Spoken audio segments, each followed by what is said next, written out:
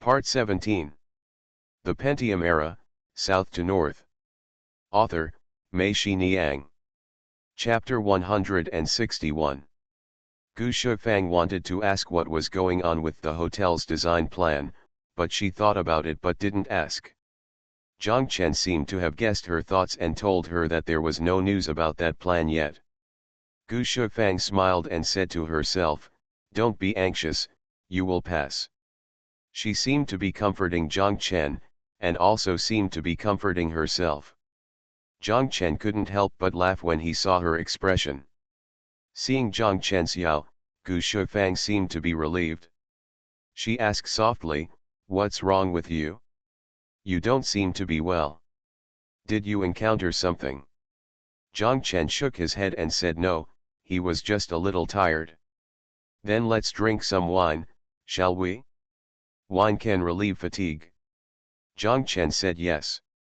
Gu Shufang stood up, went to the cupboard, and took a bottle of red wine and 2 glasses. The wine was unopened. She also brought a corkscrew with her. Zhang Chen wanted to help open the wine. Gu Shufang said, "I can." She opened the wine bottle skillfully and poured wine for Zhang Chen and herself. Her gestures were light and graceful. Seeing Zhang Chen looking at her, Gu Shufang knew what he was thinking and smiled softly. "I'm alone and don't drink. You see, I'm very skilled at opening wine bottles, right? You forgot that I'm a waiter." Zhang Chen laughed, "I really forgot." Gu Shufang sighed softly, "It's a pity that there are no ice cubes." Zhang Chen said, "It's not that particular. I usually don't drink red wine." "Then what are you drinking?" Zhang Chen said, "Beer." Gu Shufang breathed a sigh of relief and said, "Fortunately, you didn't drink that. It is said that men in Haikan like to drink whatever they want, big, small, haha, it's really vulgar." When Gu Shufang talked about big and small, she frowned with disdain on her face. Zhang Chen knew that she was talking about big and small aphrodisiac wine. Gu Shufang took off the lids of the casseroles and the plates that were fastened to the plates. Every time she took away one, she said the name of the dish in Suzhou dialect, and then in Mandarin. Zhang Chen didn't know if she was also raised as a waiter. Become a habit. Gu Shufang speaks Suzhou dialect very nicely, very soft and waxy, with a little slur. The dishes made by Gu Shufang are bright in color and look very tempting. There are 2 casseroles, one is duck with mother oil and the other is eel paste with oil. There are 3 plates, one is cherry meat and the other is bisnail shrimp. The shrimp is bought. I ordered fresh prawns, which I peeled myself, and one was water spinach. Gu Shufang said, "It's a pity that mandarin fish is not available here, otherwise I could make squirrel mandarin fish." Zhang Chen knew that the mandarin fish Gu Shufang was talking about was mandarin fish, egrets fly in front of Sci-fi mountain, and mandarin fish is fat in peach blossoms flowing through the water. This kind of fish is also abundant in Yongcheng. There are many in the market. The meat is delicate and delicious. Zhang Chen didn't know that he couldn't buy mandarin fish in Haikan. However, there will be a chance, Gu Shufang added, when the big boss comes to Hainan, Wang Heilu will fly mandarin fish over. We Jiangnan people are still used to eating freshwater fish, aren't we? I can do it. I think the fish in the sea is also delicious, Zhang Chen said with a smile, so I'm probably destined not to be a big leader. Gu Shufang also laughed. She took a little of each dish, put it in the small bowl in front of Zhang Chen, and urged, "Try it quickly." When Zhang Chen was tasting, Gu Shufang clenched her hands into fists and put them on her chest. She stared at Zhang Chen, like a student waiting for the teacher to judge the question. She looked very nervous, and there was a hint of nervousness on her face. Flush. Zhang Chen tasted everything and exclaimed, "It's delicious. Sister Shufang, if you hadn't told me, I wouldn't have thought you were a waiter. I would have thought you were a chef." Gu Shufang breathed a sigh of relief.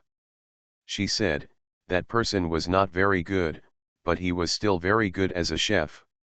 Over the years, I have learned to listen. Jiang Chen knew that she was talking about Mr. Fu. Jiang Chen had seen Mr. Fu's prowess in this aspect with his own eyes. However, Jiang Chen was surprised that you had not lived together for so many years.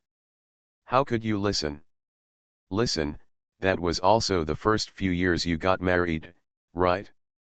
If you like to eat, come back early every day. I will cook it for you every day. You don't know what to do when you are eating alone, Gu Shufang said, paused, and then added, it's also very boring. Jiang Chen quickly said no, it would be too hard for Sister Shufang. Besides, I can't come back early every day. Now that the mall is being renovated, I have to stare and draw there at night, so I can only use my spare time. Jiang Chen's words are of course an excuse.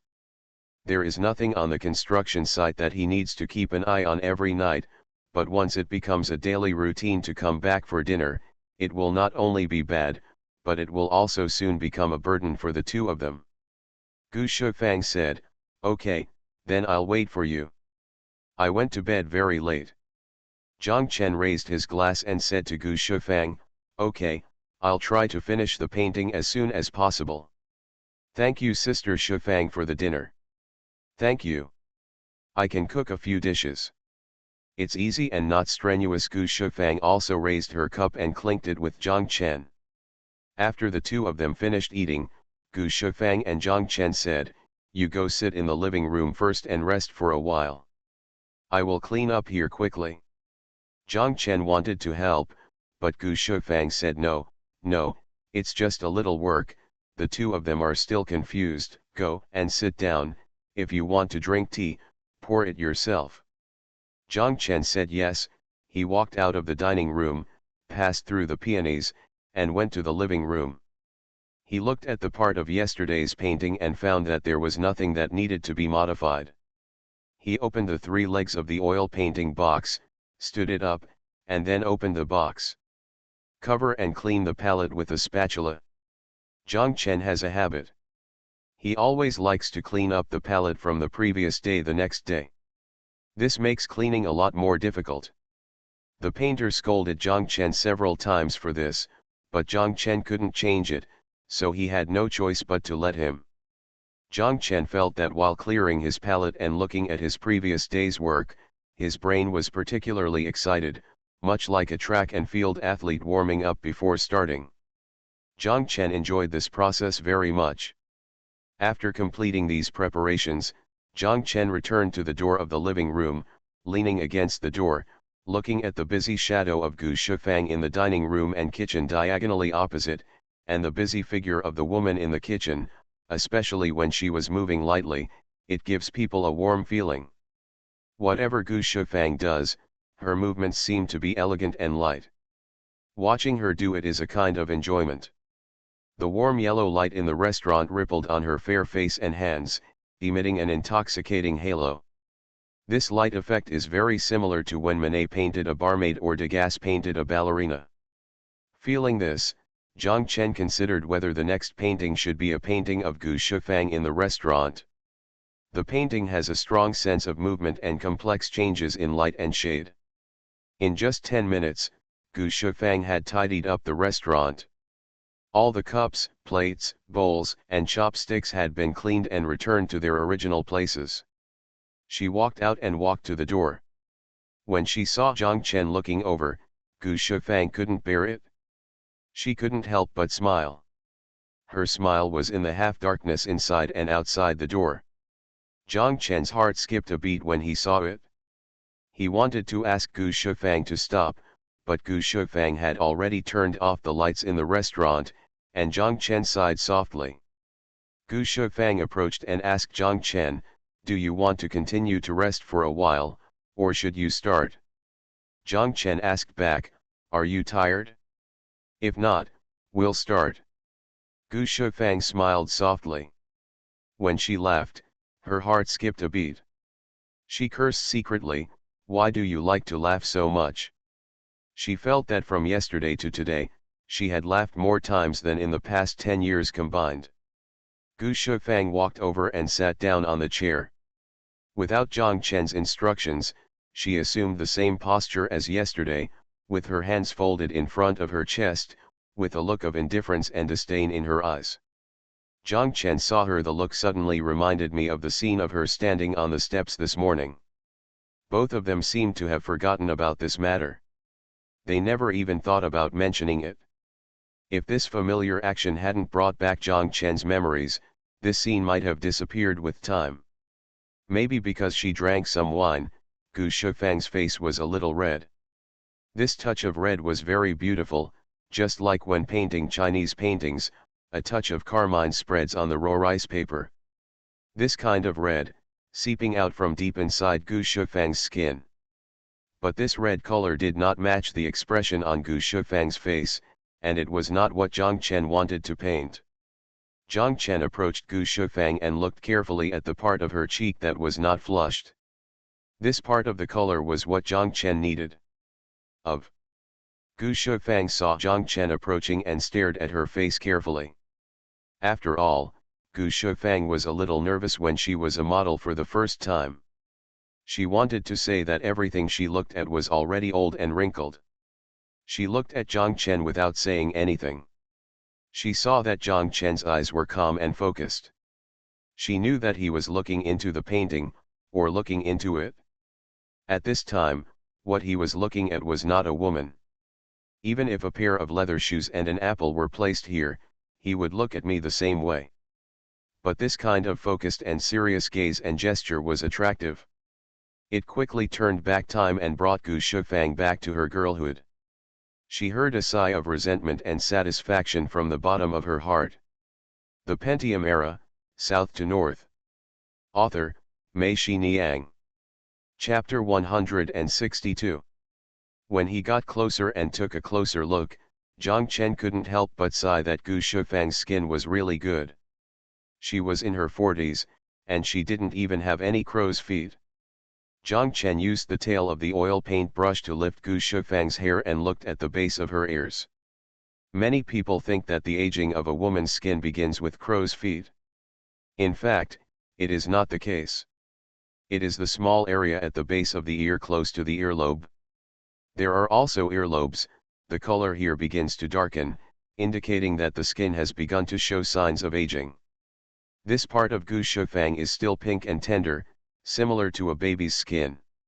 Her earlobes are translucent under the light, and are pinker and tender than a girl in her 20s.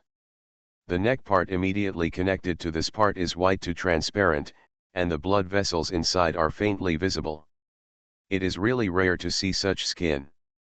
For a painter, this skin is attractive enough to lead the way. Zhang Chen couldn't help but want to look inside the collar. Gu Shufang moved, and Zhang Chen woke up. He took a deep breath, and Gu Shufang scolded, "It's a little itchy." Zhang Chen took a step back and said, "Sister Shufang, your skin is so good. This is a rare opportunity for portrait painters." "It's okay, I'm already old." Gu Shufang was happy in her heart when she heard this, but she said this on her lips. "No, Sister Shufang, your skin is better than the average girl in her 20s, especially the girl here in Haikan." Really, Zhang Chen's words were indeed not a compliment to her. Zhang Chen retreated behind the easel. He was already 70–80% sure. While he was painting, he would come closer to Gu Shufang to take a look. Gu Shufang was used to it. When he came closer to take a closer look, she was still. After a while, he moved towards Zhang Chen intentionally or unintentionally. "What are you drawing now?" Gu Shufang asked curiously. Zhang Chen smiled and said, "You can come over and take a look, it's okay." Gu Shufang stood up, walked over and stood next to Zhang Chen and watched. She saw that Zhang Chen was already painting his face today. She saw that the skin of the person in the painting was indeed very good. "This is me." Gu Shufang watched as she watched, while thinking a little proudly. "Can I ask you a question?" Gu Shufang asked. Zhang Chen said yes. "When you draw people, why do you start with the eyes? Yesterday you only drew a pair of eyes." Gu Shufang asked, "Are all painters like this?" Not necessarily, everyone has their own habits. Jiang Chen shook his head. I am used to drawing from the eyes, and then I draw the eyes. I feel that when I look at it every day, I am communicating with it, and I am communicating while painting. I feel that it is alive, and it will remind me if I draw something wrong. Gu Shufang nodded thoughtfully, and then asked, then if you look at the people in the painting every day for a long time, I mean, after painting for a long time, will you be reluctant to let go? Yes, especially when I draw a work that I am very satisfied with. Jiang Chen nodded and said, after I finished the painting, I was particularly reluctant to hand it over. I just wanted to keep it for myself, hang it there, and look at it every day. Gu Shufang asked about people, and Jiang Chen answered her about paintings. Neither of them felt there was anything wrong with their words, but Gu Shufang's heart was pounding after hearing it. No, this time, you are not allowed to take it away. If you want, you can come up and see me, this painting, Gu Shufang shouted. Jiang Chen smiled, of course, I promised this a long time ago. How could I go back on it? Otherwise, if Sister Shufang wants me to eat the cherry meat, I still won't come out. I'm not that stingy, Gu Shufang cursed. However, I can feel that this will be a successful work, Jiang Chen said confidently. It was past 12 o'clock when Jiang Chen stood up and said goodbye. Gu Shufang said wait a minute and walked out. After a while, she brought back a glassware as big as a cup and gave it to Jiang Chen and told him to take it with her. Drink. Jiang Chen looked at the translucent, thick paste-like object inside and asked, what is this? Bird's nest. Jiang Chen quickly declined. He said, I don't want it. Isn't this for women to drink? Who are you listening to nonsense? Do you know or do I know? Gu Shufang cursed lightly, I run on the construction site every day. The construction site is full of dust. This one is to nourish the lungs, do you understand? Jiang Chen smiled and said, how can I understand this? If you don't understand, just be obedient. Jiang Chen had no choice but to say, okay, I'll listen to Sister Shufang. At around 3 o'clock in the afternoon the next day, Mr. Tan called Jiang Chen and told him that the design plan for the Bayview Hotel has been finalized. Please arrange the time and see when you can accompany your elder brother to Sanya. I still need your help for many of the plans that follow. Great, Jiang Chen shouted, I'll make arrangements, brother. If there are no special circumstances, it will be this weekend. We will go on Saturday evening and come back on Sunday. Mr. Tan said yes, and then joked, by the way, I don't need to arrange the room for Saturday, right? After hanging up the phone, Jiang Chen's first thought was to tell Gu Shufang the news quickly. Why did he think of telling her? Jiang Chen himself found it funny, but if he thought about it carefully, it was not surprising that Lu Ligan and Xiao Wu didn't care about this matter. Jin Lili should have known the news earlier than him, and there was no need for him to tell her. Jiang Chen was surprised that Mr. Tan told him the news first, instead of Jin Lili telling him the news immediately. After thinking about it, Gu Shufang is really the only one who still cares about this matter. It can even be said that she cares about this matter the most. Jiang Chen originally wanted to tell Gu Shufang when he went back in the evening. He sat for a while, but couldn't help it. He told himself, you just ate the rice cooked by others and the bird's nest stewed by others. This little bit road, is it difficult to go back and forth? With this thought in mind, Jiang Chen walked out of the office and went to the parking lot in front. He rode his motorcycle to Wenmingdong. The door on the first floor is always ajar when no one is in front of the hall, or when Kejin and the others are not at home. Jiang Chen enters the door, closes the door again, then walks in, goes up to the second floor, and passes by the door of his room. Jiang Chen did not go in, but went directly to the third floor. Halfway up the stairs, Jiang Chen looked both ways. The doors of the 3 rooms were all open, and Gu Shufang was at home. Jiang Chen passed the kitchen and dining room, but there was no one inside. He passed through the peonies and arrived at the living room. The door of the living room was open, but there was no one. Jiang Chen stood at the door of the living room and looked towards the bedroom. The door was also wide open. With that, Jiang Chen happily walked over without thinking too much. Jiang Chen walked to the door of the bedroom, glanced at it, and was stunned. His face turned red, and he quickly stopped. He tiptoed away, tiptoed back to the second floor, and continued tiptoeing to the first floor. Exited the door, hurriedly got on the motorcycle, and arrived at Wenming East Road. Outside the alley, Jiang Chen let out a long breath. He felt his face was burning, and when he touched it with his hand, his forehead was covered with sweat. "Damn you!" Jiang Chen cursed. Just now, he walked to the door of Gu Shufang's bedroom and saw Gu Shufang sitting on the bed inside the door, topless, with her back to the door. Next to her was a quilt, supporting the painting Jiang Chen painted.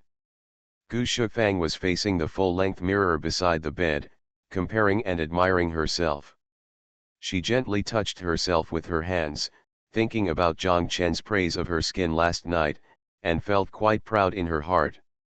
She felt that her body was so fair and beautiful that she was almost blinded. "I am 42 years old this year, but I have sealed my body in the dust at the age of 28. At the age of 28, San Mao met the painter Deng Qiuquan in Taipei. This year, I, Gu Shufang, gave birth to. After giving birth to my daughter, my body has been waiting for her to grow slowly and catch up with me." Gu Shufang smiled slightly at the mirror. She saw Jiang Chen's shadow flash in the mirror and then disappeared. She heard him tiptoeing downstairs. Gu Shufang sat there, keeping calm. She was worried that even if she made a sound, the slightest sound would frighten him. In fact, when Jiang Chen came, he opened the door below, and Gu Shufang heard it. In this house, only Jiang Chen knew that even during the day, after people came in, they had to turn around and close the door. Xiaolin never knew how to close the door. Yes, it would take a long time for Kejin and the others to realize that when they were about to go to bed, they didn't even close the door when they came in. These are some rude people. When Jiang Chen reached the second floor, Gu Shufang did not expect that he would continue to the third floor.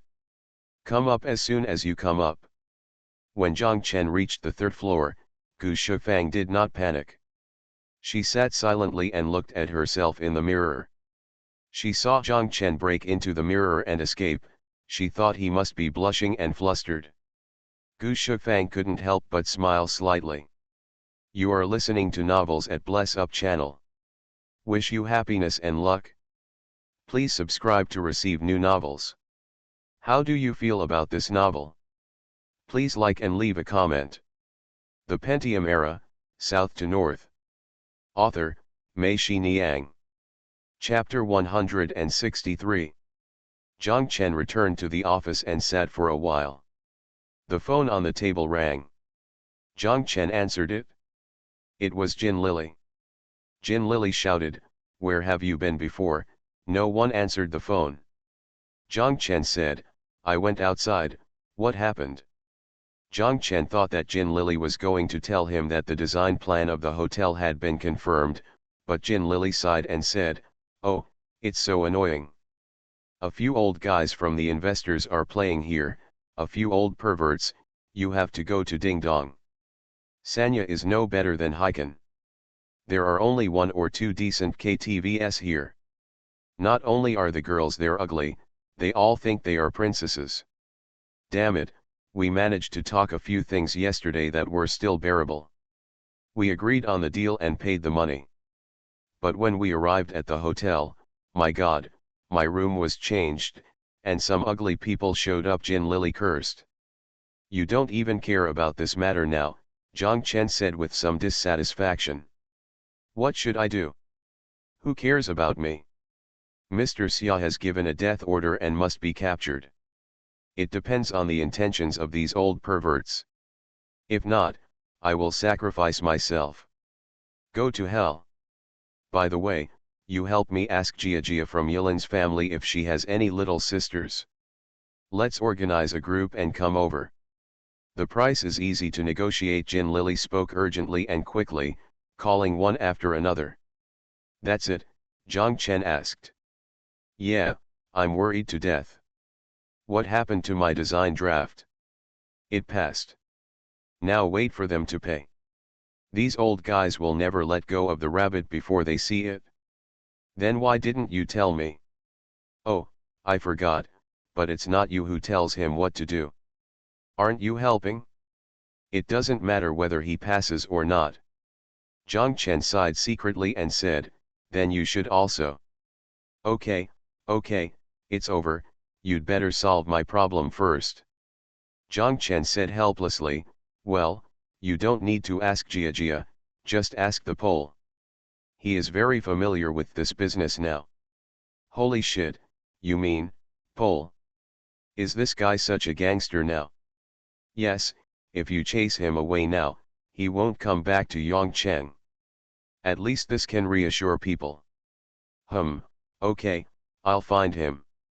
Jin Lily was about to hang up the phone as she spoke, but Zhang Chen shouted, wait a minute. What else? I'm going to Sanya this Saturday. What are you doing here? Jin Lily blurted out. Zhang Chen felt cold, frowned, and continued, my eldest brother, Mr. Tan, asked me to accompany him to your construction site. Why, you are not welcome. Okay, welcome, but I don't have time to accompany you. I'm too busy. Bye. After Jin Lily said that, she hung up the phone. Zhang Chen was stunned for a long time before he came back to his senses. In the evening, Lu Ligan came, and Zhang Chen asked him, did Lily call you? Just to find a few beautiful ding-dongs, right? Yes. This little thing has been arranged by the second brother. Your elder brother, Mr. Tan, has sent them a car. Aren't they a cooperative unit now? Lily's business is also Lao Tan's business. Damn it, this is the way this damn place does business. Zhang Chen sighed, I didn't expect Lily and Mr. Tan to be involved in such a thing. Are you from Mars? Lu Ligan looked at him curiously and said, if you don't serve well, how can people invest money in you? Is this how you should invest money? Doesn't it depend on the quality of the project? Come on, gentlemen, come here. Let me tell you, it's money, and it belongs to the country. People can invest in you or others. If you say your project is good, others will also say that your project is good. The projects are good, and good projects are everywhere. If you don't serve well, people won't get what they want here. Tell me, why should people vote for you? Are you his father? Zhang Chen was left speechless by Lu Ligan's question. He felt that he really looked like he was from an alien planet and why he was so out of tune with this world. Lu Ligan glanced at him and teased, you are lucky enough to meet Hai Bassian. He needs you and you need him. You guys hit it off right away. Whatever happens outside, it's also Hai Bassian. Everything has been taken care of for you, otherwise, think about it, you don't need to ask your grandpa or grandma for anything, and you still have to do all the dirty things yourself. Zhang Chen was silent. He thought about it and realized that this was really the case. He could deal with the suppliers himself, or he could deal with the workers below. But if he dealt with relevant departments or other units, it would be really difficult without Mr. Fu to lead the way. Not to mention anything else, just blocking Daying Road can stump him, and he doesn't even know who to go to. In this company, I say I am the general manager, but I have only done half of what the general manager should do. Why do I feel like an idiot? Zhang Chen looked at Lu Ligan and laughed at himself. Lu Ligan patted him on the shoulder, comforted him and said, it's okay, you just need to use your strengths, concentrate on this project, and make your reputation known. We will set up our own company in the future. Don't worry. Fighting, you still have two generals, Lily and me. If it doesn't work, there is still a black power that can be used, and we guarantee victory in every battle. Lu Ligan said, and when he saw Xiao Wu coming in, he added the last sentence. Xiao Wu asked, "Who are you going to fight? Give me your name." Lu Ligan and Zhang Chen laughed loudly. Lu Ligan said, "You see, this is also hard currency. If it is too soft, we will fight hard until the other party surrenders." Xiao Wu looked at them. Monk Zhang was confused and didn't know what they were talking about. "How are you and Lu Yun doing?" Zhang Chen asked Lu Ligan. Lu Ligan said, "This weekend, prepare for a friendship trip on the island." "Where to go?" "Not ready yet. Either go to Sanya." "Why?" "I'm going to Sanya with Lao Tan on the weekend. If you want to go, take this hard currency with you." "He hasn't been to Sanya yet." Zhang Chen pointed at Xiao Wu and said. Xiao Wu quickly shouted, "I don't want to be their light bulb." "Tch, if you want it, you are also the second light bulb," and the driver Lu Ligan cursed, and Xiao Wu chuckled. Lu Ligan said, "Then I will discuss it with Lu Yun." Zhang Chen returned to Wenming East. After taking a shower, he looked at the third floor. The lights in Gu Shifang's room and living room were both on, but Zhang Chen didn't have the courage to go upstairs. After thinking about it, he went to the office and sat at his desk. After a while, he heard Gu Shifang seeming to come down from upstairs. Zhang Chen panicked and quickly took it out of the drawer. As soon as a stack of paper and a pen were placed on the table, Gu Shifang walked in. Zhang Chen quickly called out, "Sister Shifang." His face turned red. Gu Shifang secretly smiled. She looked at the pen and paper in front of Zhang Chen. Zhang Chen quickly explained, "I want to make a purchase order first." Gu Shifang said, "Oh," but she knew better than anyone else. She looked at Zhang Chen and knew that he was embarrassed to go upstairs and wanted to invite him herself. Gu Shifang was still like that. She touched the table with her hand, then touched the stool, and sat down. She kept staring at Zhang Chen with a smile on her lips. Zhang Chen felt uncomfortable when she looked at him, lowered his head, and picked up his pen. "I want to write something, but my mind goes blank." Gu Shifang asked, "That?" Zhang Chen suddenly remembered and said quickly, "The plan has been finalized. They told me this afternoon." "Great," Gu Shifang clapped her hands excitedly. She looked at Zhang Chen, who lowered his head even lower and even his neck turned red. Gu Shifang understood that the reason why Zhang Chen came back and went upstairs in the afternoon must be that he rushed back to tell her the news, and accidentally bumped into that scene, so he ran away in fear. Gu Shifang felt that she had no regrets at all. She sighed softly, stood up, and said to Zhang Chen, "Let's go upstairs and paint." After she finished speaking, she turned around and went upstairs. Zhang Chen thought for a while, then stood up and followed her out. That night, the two of them barely spoke. When Zhang Chen's eyes met Gu Shifang's, he quickly moved away. One of them was painting and the other was sitting. Although they didn't talk, they didn't feel bored at all.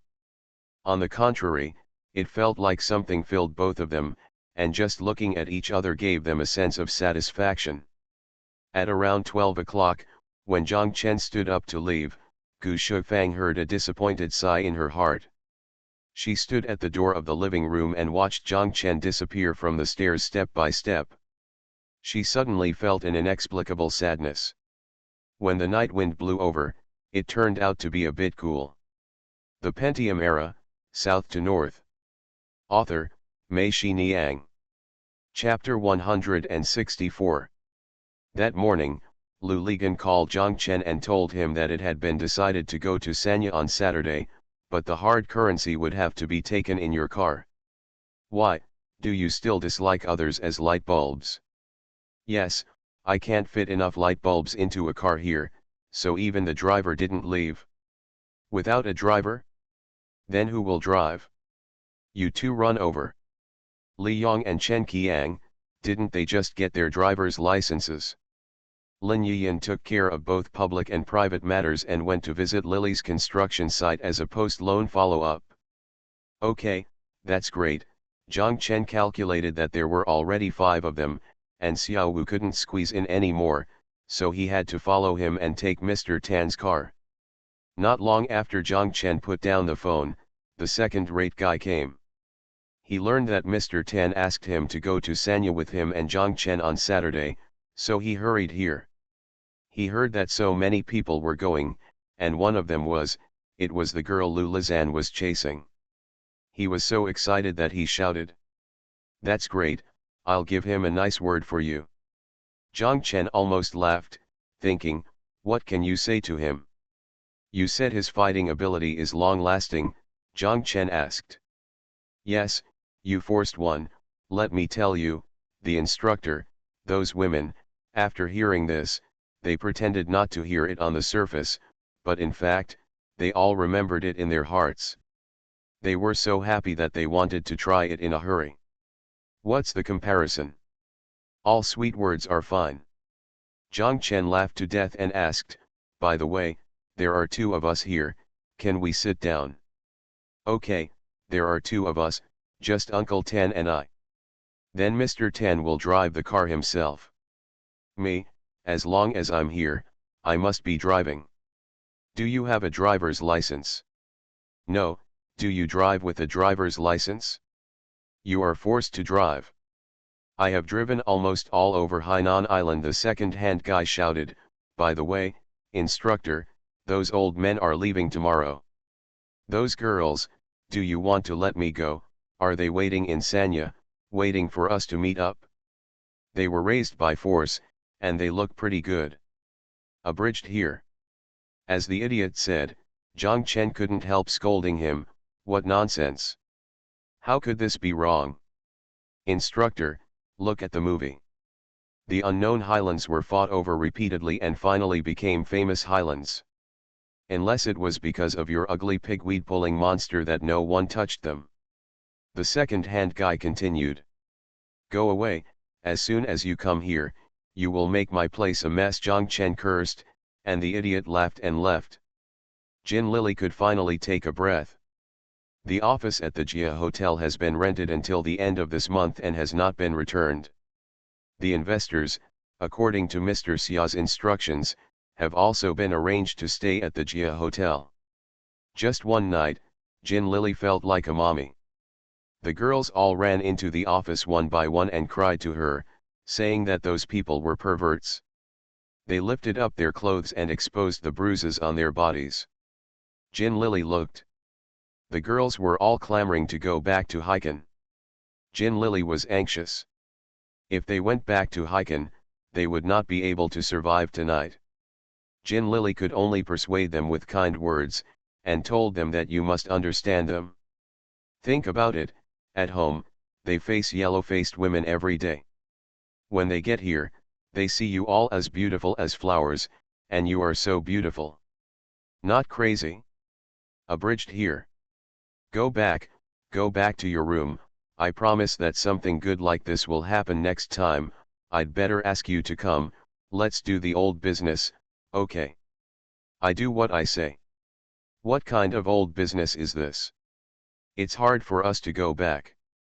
Yes, customers will be scared away when they see us like this. The girls were all talking, and Jin Lily's head was getting big. She slapped the table and cursed, you, listen to me. I will give you 1,000 plus. Tonight, do it well for me service, you are polite to me, I treat you as a friend. If you dare to play tricks on me and slip away, then you don't have to hang out in Haikan anymore. Believe it or not, I will call you now. When Jin Lily roared like this, she seemed to feel that there was really such a black boss behind her, supporting her, and she became bolder. The shadow lingering in her mind was Xiao Wu. The girls were shocked by her. They all flattened their mouths and turned around to go back to the room. Jin Lily stopped them and told them, remember, if they take you to the street and buy you gifts, you can go, but if you want to go to the beach, I will hold you back. Do you understand? This guest, must have said that he is going to the beach for a swim in the afternoon, one girl said. You do, let him swim in the bathtub and hold him back, you just say you are afraid of getting tanned. Girls don't look good when they get tanned. If he wants to go, just act coquettishly. You don't have this ability. Jin Lily scolded, if it doesn't work, just humming cry and say we're going to break up tomorrow. You can't let him go. This kind of old man is soft underneath and soft-hearted. If you do this, will he still be willing to go out? Oh, I got it, Sister Lily. The girl said, and the other girls giggled. Jin Lily suddenly felt, what the hell, why does her name sound like mommy? No, no, I have to change my name. The girls filed out, and Jin Lily couldn't help but laugh. I am sad every day, and I really let myself go every day. When the contract is signed tomorrow morning and these old comrades are sent to Hiken, my task will be completed. The three of them arrived in Sanya and divided the work. Mr. Xia and the investor who led the team disappeared somewhere.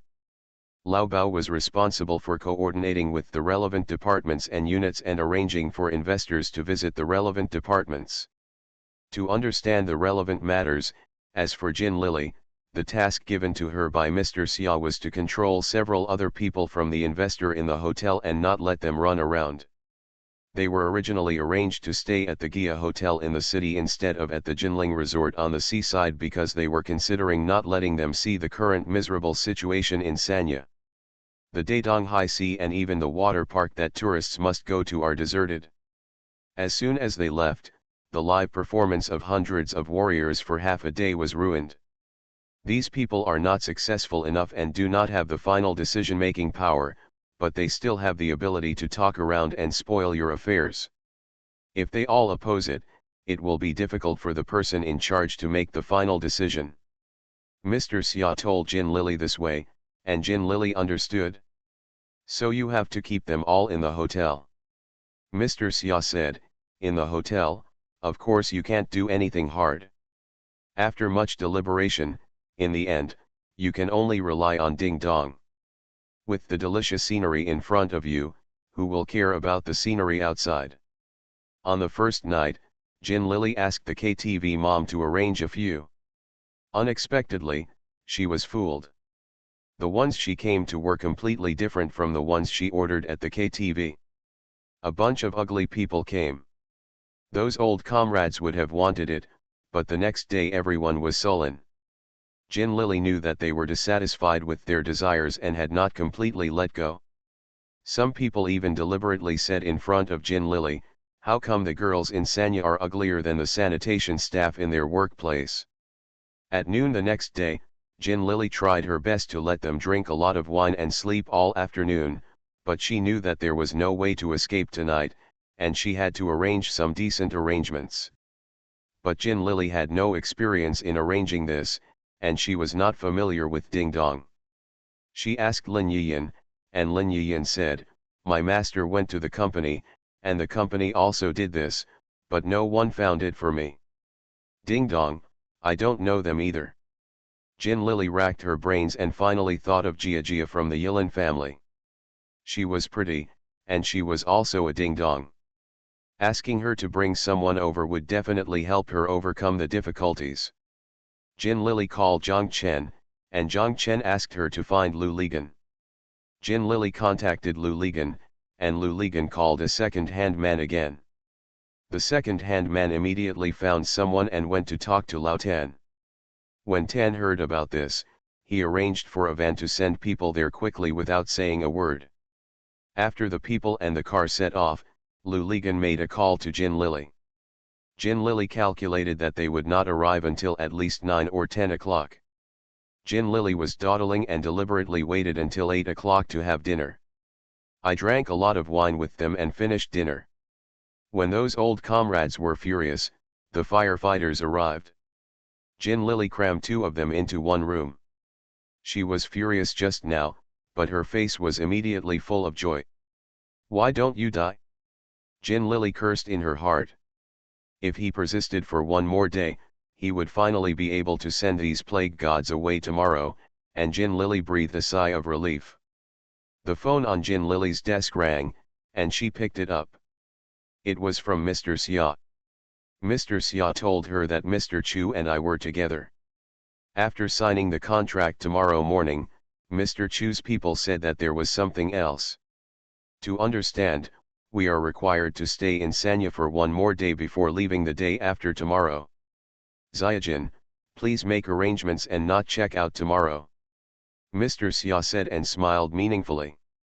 Abridged here. After hanging up the phone, Jin Lily cursed.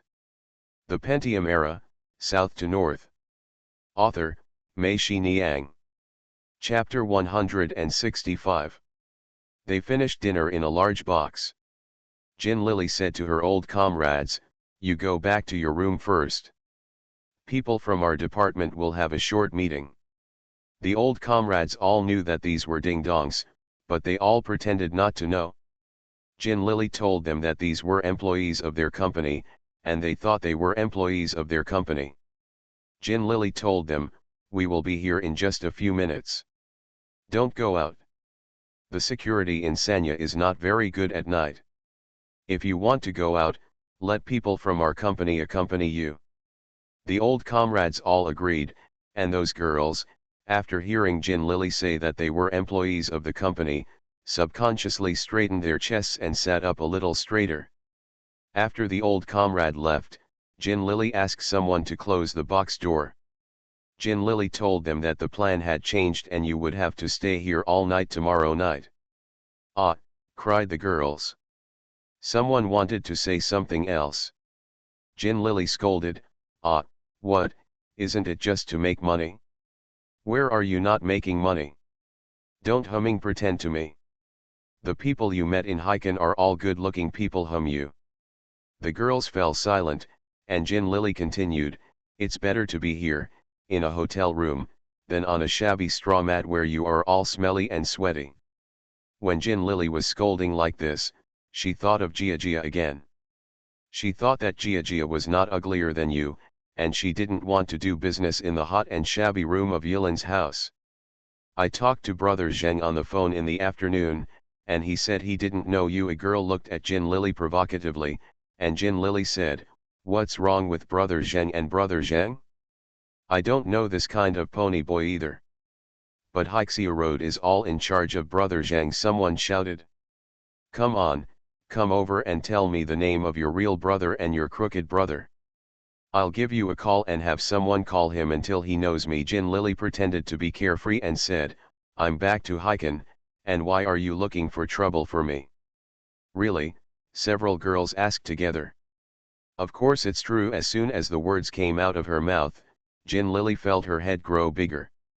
If people really come to find you, wouldn't it be troublesome? But she couldn't take it back. Jin Lily could only bite the bullet and continue, thinking to herself, "Isn't it Hixia Road? No matter how big the gangsters on Hixia Road are, you can be bigger than Hai Bassian. Zhongchen is not like Hai Batien. God. Is everything clear?" Jin Lily asked. Seeing that someone seemed to have something to say, she quickly shouted, "If everything is clear, let's adjourn the meeting.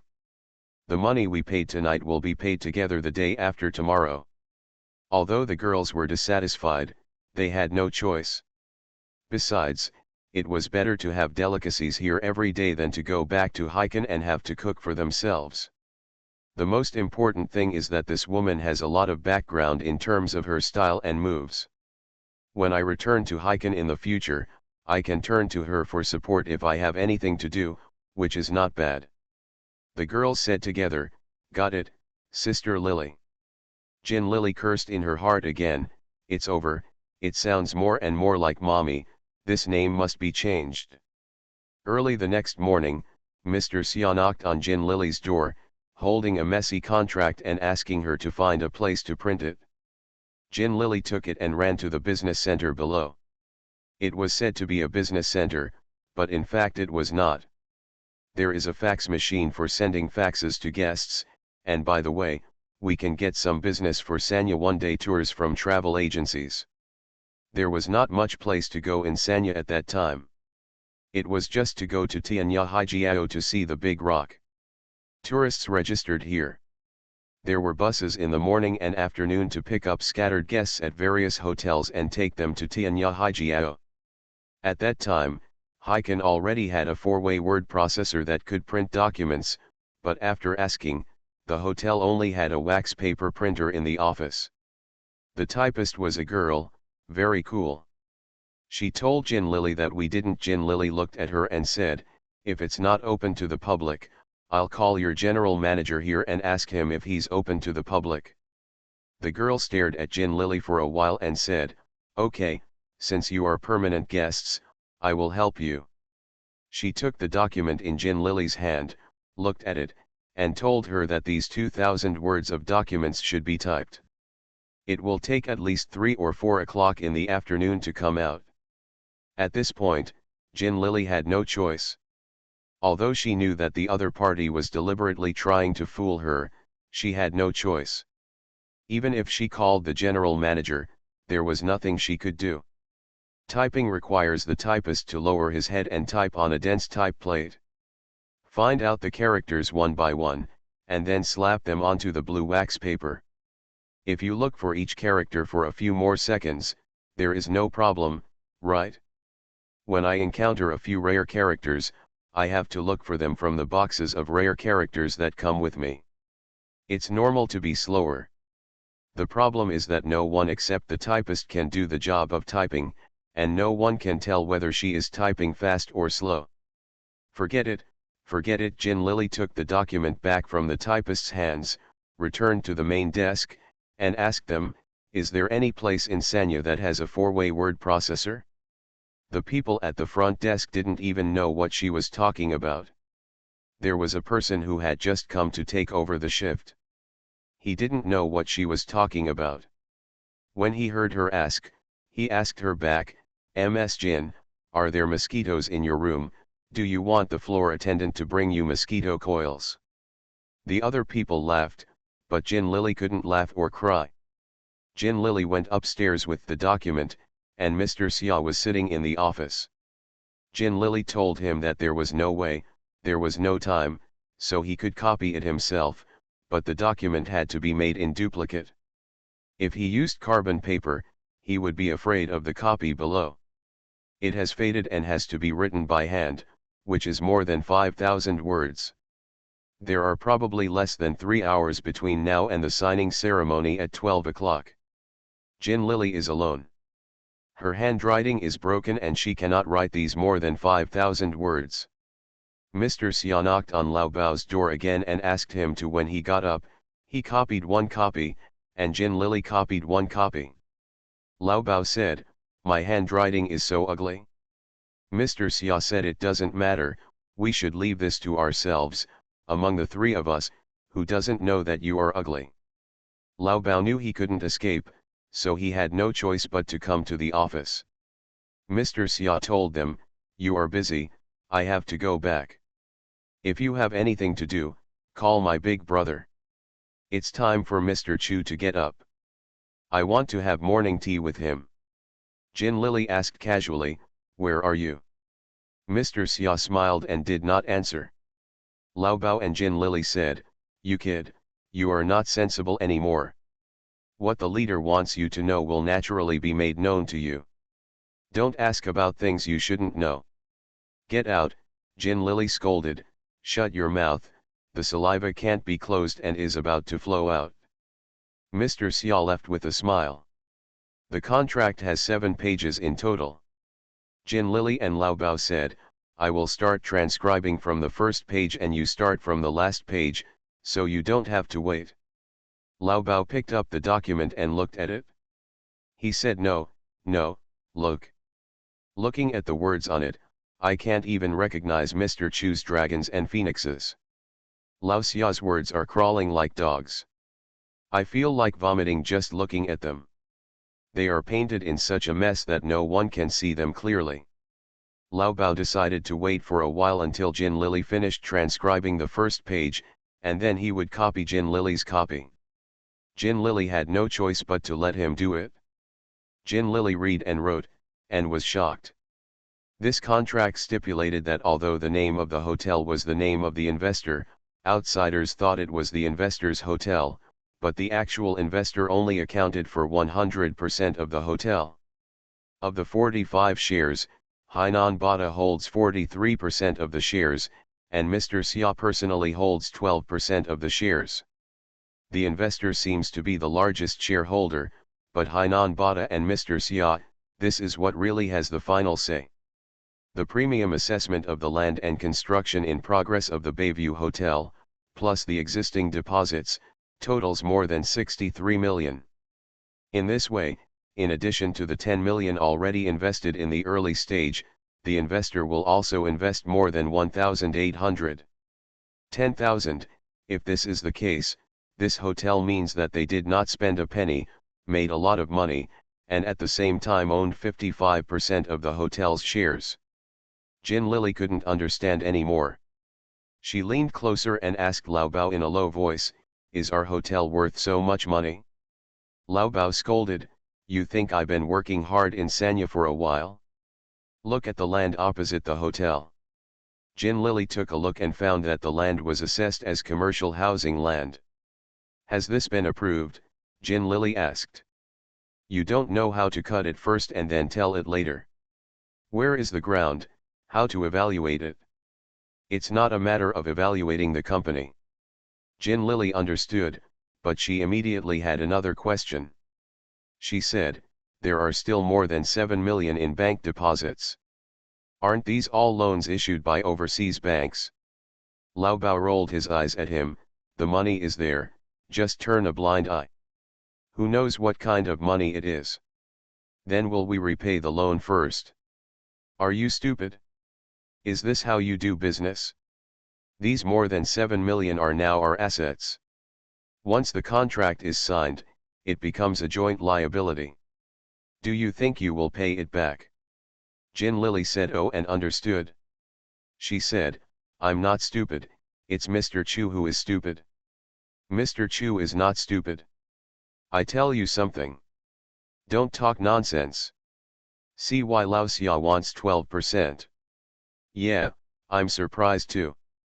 This is held by Lao Xia." Oh, Jin Lily understood completely. "What about these people? Can't they see it?" Jin Lily asked. "There is an old man who is also the chief accountant." "You humming."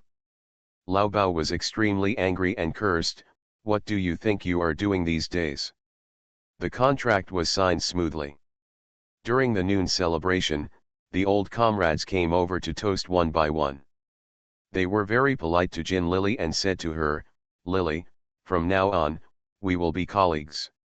Jin Lily was flattered for a long time, and finally realized that the hotel was built.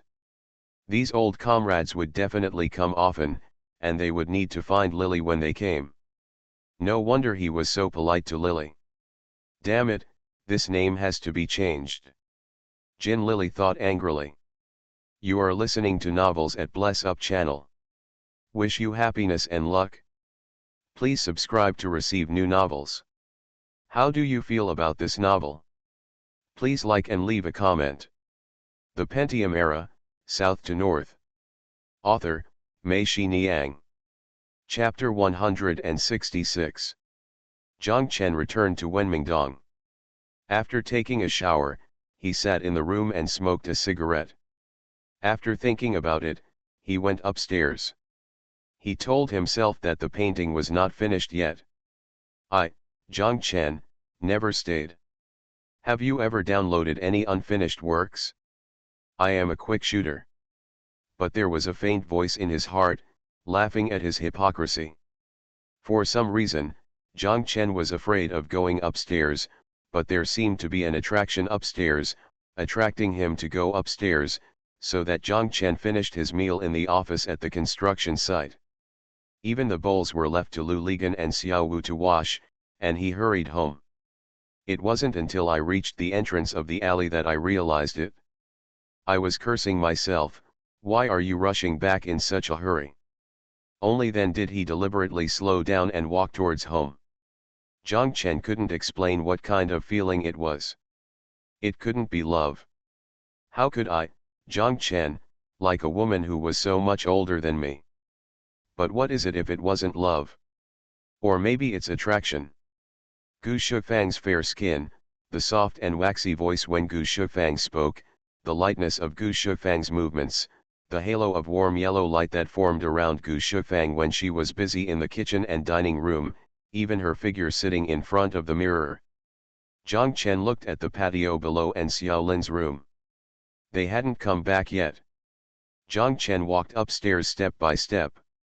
His heart was pounding. He didn't know where Gu Shifang would be now. He seemed to be afraid of seeing that back again, but also wanted to see that back. Zhang Chen hesitated. After coughing twice, Gu Shifang came out of the living room and stood at the door. She smiled when she saw Zhang Chen. Zhang Chen felt that he was stable and at ease in an instant. There are no more ideas like this. This is the place where I paint, and I want to complete my work, but here, Zhang Chen also feels warm. This place, this person, Zhang Chen feels very comfortable here. The small space seemed to exist independently of Heiken, isolating the two of them from the outside world.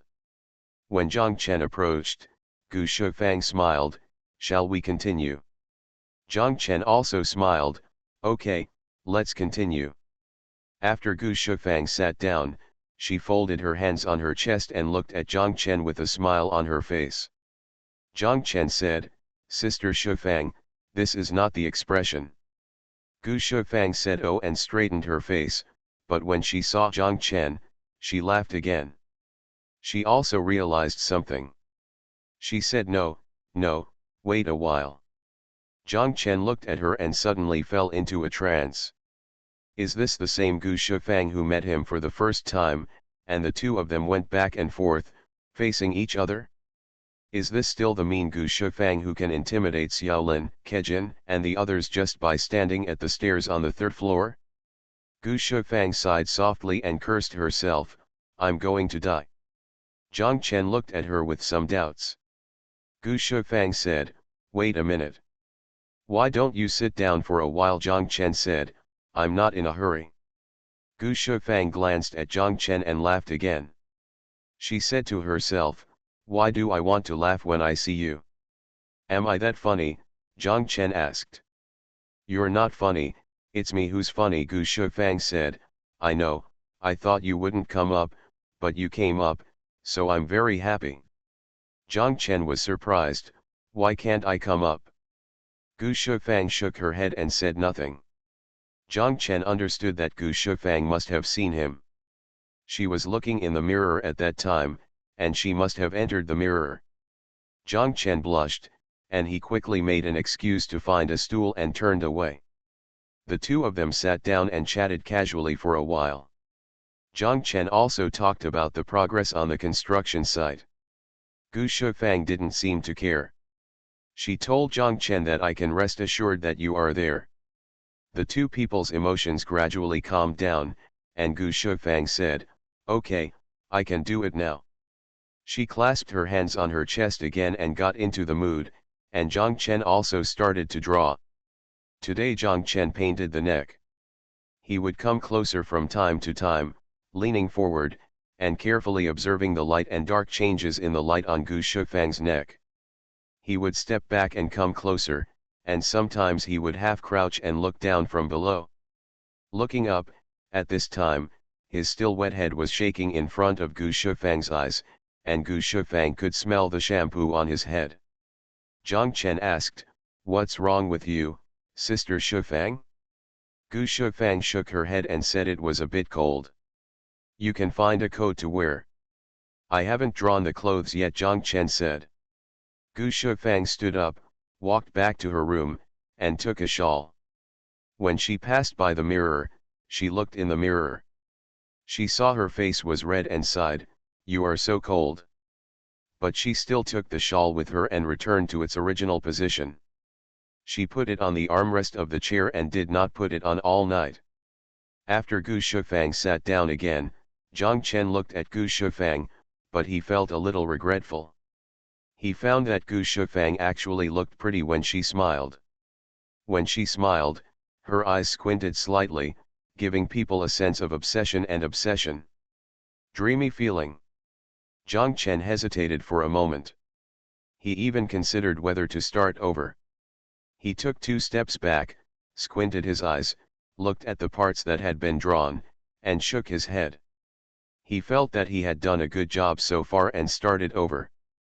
But, it's such a pity, and if I had to draw it again, I might never be able to draw eyes like this again.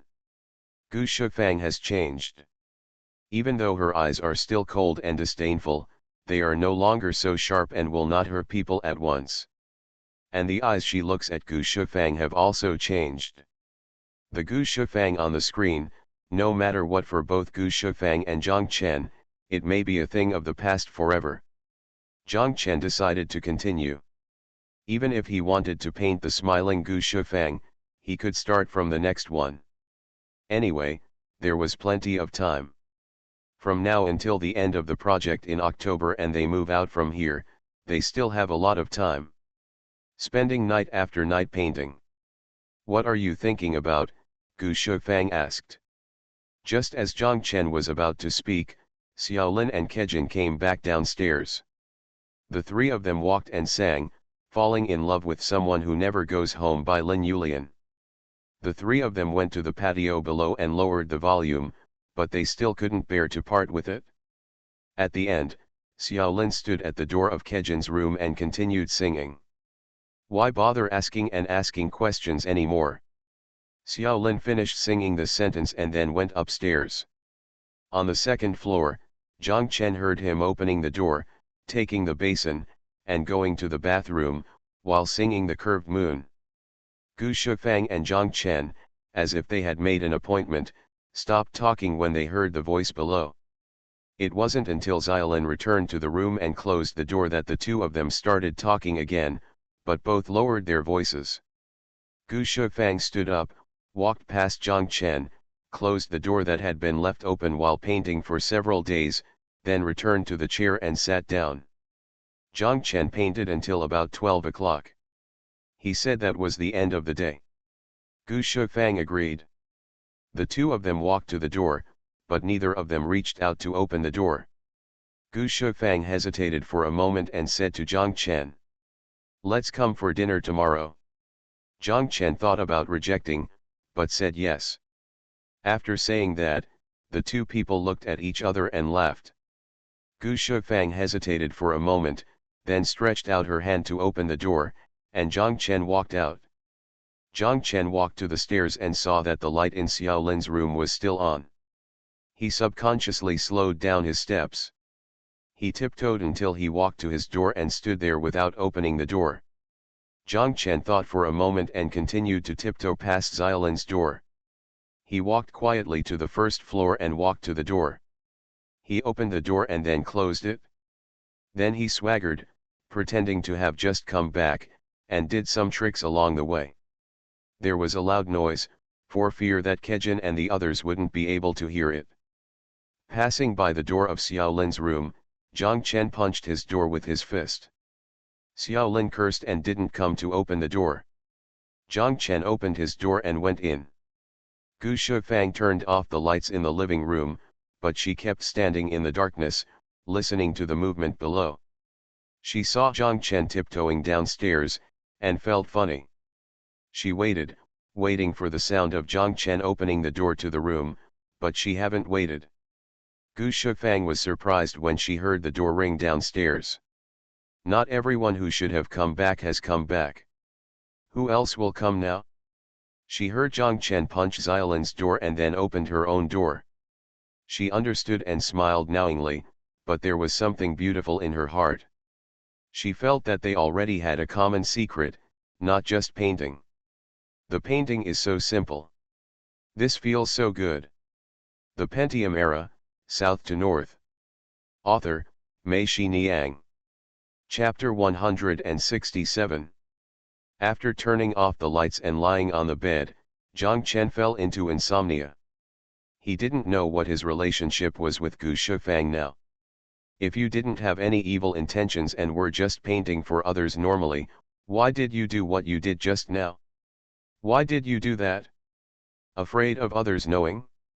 Is there anything to be afraid of? Lying down and thinking quietly, Jiang Chen felt ashamed that he had just gone downstairs and pretended to have just come back. What the hell are you doing? All that flashed in Jiang Chen's mind was Gu Shufang's shadow. In the darkness, he stared at the ceiling above his head.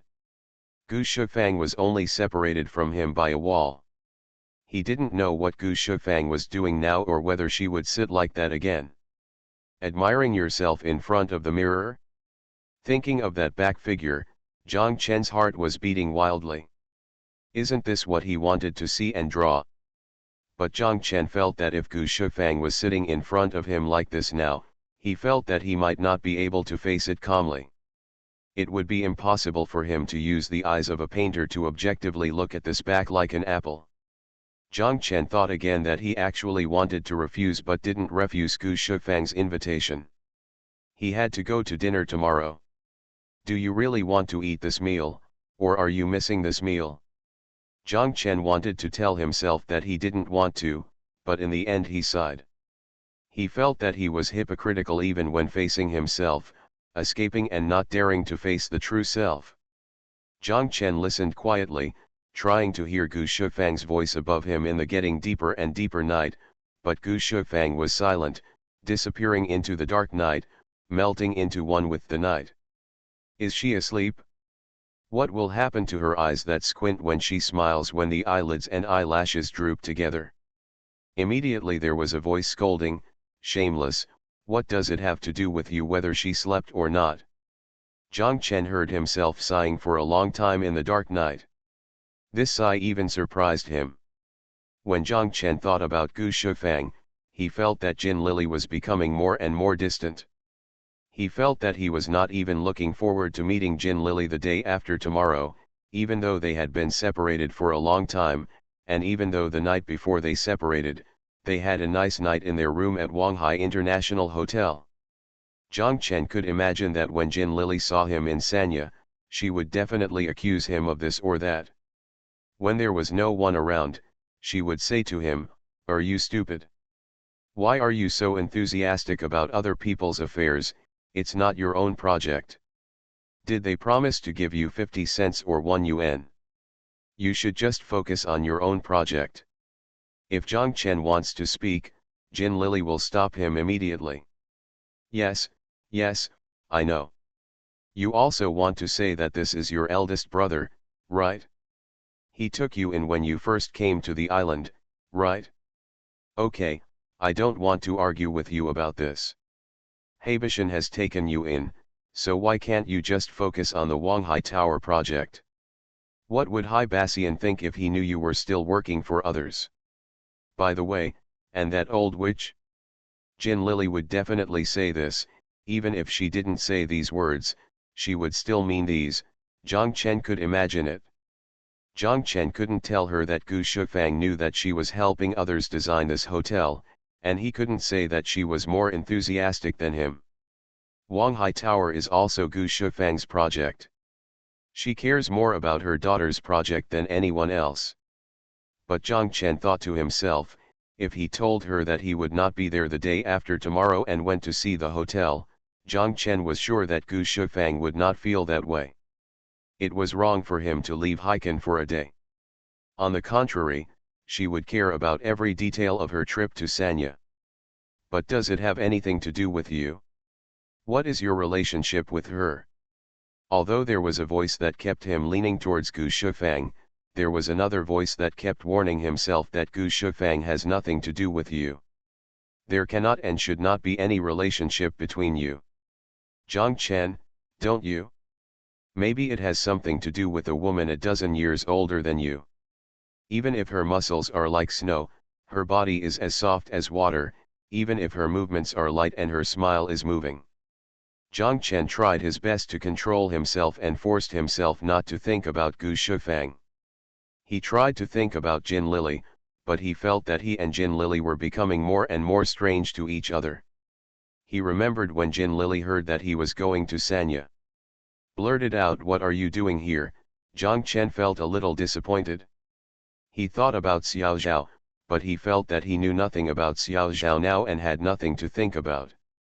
Xiao Zhao was as insignificant as a cloud in the space of his imagination, with nowhere to place him. Zhang Chen sat up on the bed and wanted to smoke a cigarette. He found the cigarette from the table, took it in his hand, and threw it back. His chest felt tight even if he didn't smoke. He simply stood up, got dressed and walked out. It was pitch dark outside, and even the lights in Gu Shifang's room upstairs were dark. Zhang Chen didn't turn on the lights.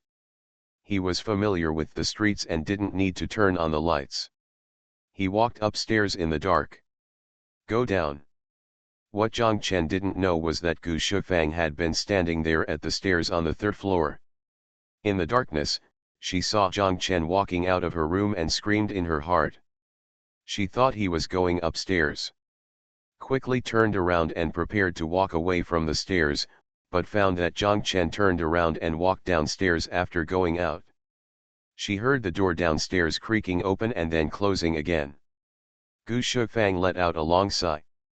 When Lu Ligan and Xiao Wu were woken up by Zhang Chen and looked at Zhang Chen, they were both surprised.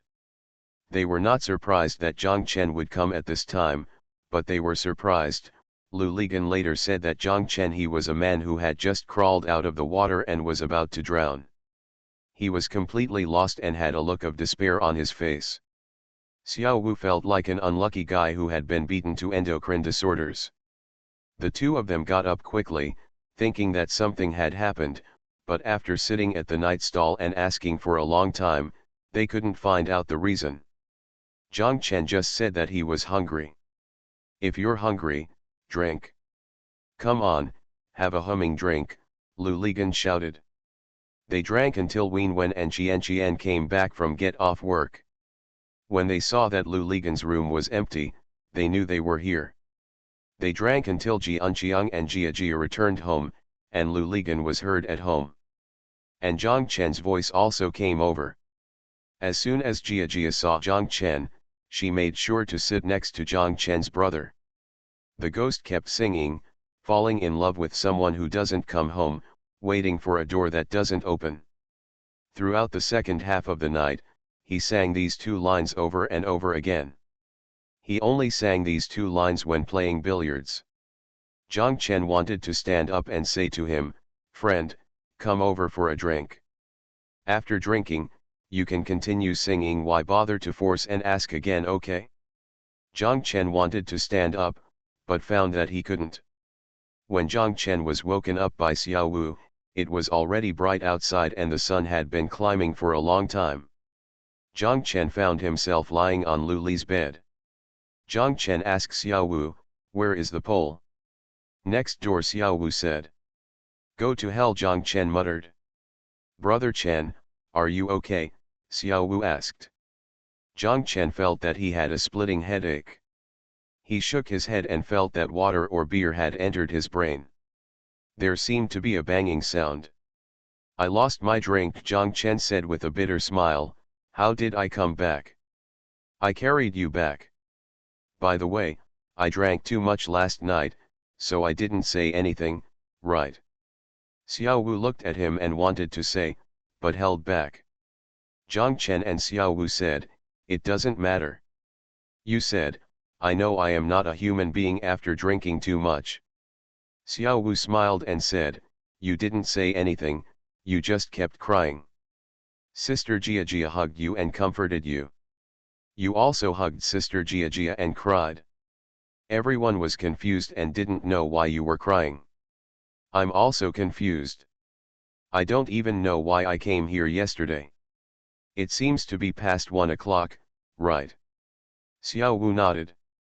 He looked at Zhang Chen and said seriously, "Brother Chen, is there really nothing wrong? If there is anything, just tell me and I will help you sort it out." Zhang Chen smiled bitterly in his heart. He knew that even if something happened to him, it couldn't be settled with his fists. What's more, he didn't even know what happened to him. Zhang Chen shook his head and told Xiao Wu that it was okay. Maybe it was just that we hadn't had a drink together for a long time, and suddenly he remembered coming to drink with you. When he was happy, he drank too much. Xiao Wu looked at him suspiciously, thinking, you humming think we are idiots, you didn't look happy like you did last night. Is everything okay with Sister Lily? Xiao Wu asked. It's okay, something will happen to her. Zhang Chen said that he saw Xiao Wu looking at him with a look of disbelief, and added, you can see her tomorrow. If you don't believe me, ask her yourself. Zhang Chen looked at the time. It was after 8 o'clock. He said let's go to work. Okay, I'll take you on my bike, Xiao Wu said. The two people walked out of the room. Whether it was Wen Wen and Jian Jian on the left or Jian Jiang and Jia Jia on the right, their rooms were quiet. The Pentium Era, South to North. Author, Mei Xiniang. Chapter 168. The whole morning, Zhang Chen felt in a daze, and he didn't know if it was because of the drinking last night. He suddenly thought about having dinner with Gu Shifang in the evening, and then thought about going to Sanya tomorrow. Zhang Chen even felt disgusted with himself. When he came, he felt like he was such a humming mother-in-law. Why did he become like this? At noon, Jianqiang came. Like Xiao, Jianqiang saw Zhang Chen and asked him, Brother Chen, are you okay? Zhang Chen said it was okay. Why do you think there is something wrong with me? After saying this, Zhang Chen himself felt awkward. Then what the hell? Didn't you act like you were in trouble last night? You have been crying all night while hugging my wife. Jianqiang rarely talks much, and Zhang Chen also feels that his brain is almost rusty today and is of no use anymore. The two of them sat and smoked 2 cigarettes. Zhang Chen asked, looking for words. You guys came out so early now? No, it will be after 3 o'clock. It's Jia Jia. Let me come and see you, Jianqiang said. Zhang Chen felt a little moved and quickly said, thank you. Thank you. I'm fine, really. It's okay, Jianqiang chuckled. How is business now? Zhang Chen asked. It's still the same, but now Jia Jia has a lot of old customers, and the old customers give more money, which is much better than before. Zhang Chen said yes, this is not bad. Jianqiang nodded and said, Jia Jia said that if we work until the end of this year, we will go back and not come out. What are you going to do when you go back? Go to the town to open a small shop and prepare to have a baby. Huo, then I will definitely look for opportunities to go to your place to play in the future. Okay, that's very welcome. What are you going to sell when you open a store? Open a small restaurant. I am the chef and Jia Jia is the waiter. Haha, then you must have hooked up with Jia Jia at that time. Jianqiang smiled sheepishly. By the way, why didn't you continue to be a chef when you arrived in Haikan? It's useless. People from small restaurants like us are all wild. How can a big hotel want us? We can only wash vegetables. In small restaurants, the boss usually takes care of the dishes. When I go there, I can only do the dishes if you can get started immediately, the salary is very low. Then you can open a food stall. I think the food stalls in Haikan are doing very well. Jianqiang looked at Zhang Chen and shook his head with a wry smile. Brother Chen, you don't know? Do you think you can open food stalls whenever you want? There are people in charge of every place. When we first came here, we opened them. Less than a month later, the stall was smashed by someone. If Jia Jia hadn't stopped me, I would have fought with them with a kitchen knife. So now, I'm either in jail or underground. Ah, Zhang Chen was shocked. He didn't expect it to be so difficult to open a food stall. Zhang Chen asked, who did it? Who cares about that place? What are they going to do? I want money, more money, more money, then that bastard just wants to see Jia Jia look good. Zhang Chen understood that he was eating for free and sleeping for free. Since he had to sleep with others, at least he could still make money. Does anyone care about you like this? Zhang Chen asked curiously. There are also ways to do it secretly so that they don't know about it, Jianqiang said. There is also the way to buy relationships. Buy the relationship? Do you still want to buy the relationship? Of course, hotel security and front desk. If you don't take care of yourself, they will call those people as soon as you enter the hotel, and those people will come and block you. These people you are talking about are bad guys. Right. Zhang Chen didn't expect that even in this industry, there are so many ways to do it. Jianqiang sat with Zhang Chen for a while, and then Lu Ligan came. As soon as Lu Ligan came, Jianqiang stood up and said he was leaving. Zhang Chen looked at Jianqiang's leaving figure and asked Lu Ligan, "Do you have a conflict with Jianqiang now? Why does he have to leave as soon as you come? What a contradiction. He's been sitting here with you all day. He doesn't want to do business anymore. No, he made a special trip to see me now. It's only what time it is. He said they won't go out to do business until 3 o'clock," Zhang Chen said. Then I don't know, Lu Ligan said with a smile, maybe he has a crush on Wenwen and Qian. Seeing me sleeping with them every day, he would be angry with me. By the way, you didn't. Zhang Chen quickly waved his hand, "Don't ask, I'm fine. He keeps asking me if I'm fine all day long. Go away, it's okay. Why are you hugging Jia and crying so sadly? By the way, does Jia smell good?" You," Zhang Chen cursed. Lu Ligan laughed loudly. He thought of something while laughing and shouted, "That's not right. Jianqiang should be angry with you. It's you who is holding his wife." "Get out," Zhang Chen scolded, but his face turned crimson. It seemed that the scene of him holding Jia and crying bitterly last night was indeed deeply remembered by everyone. Fortunately, Jianqiang knew that he was not a gangster and didn't mind.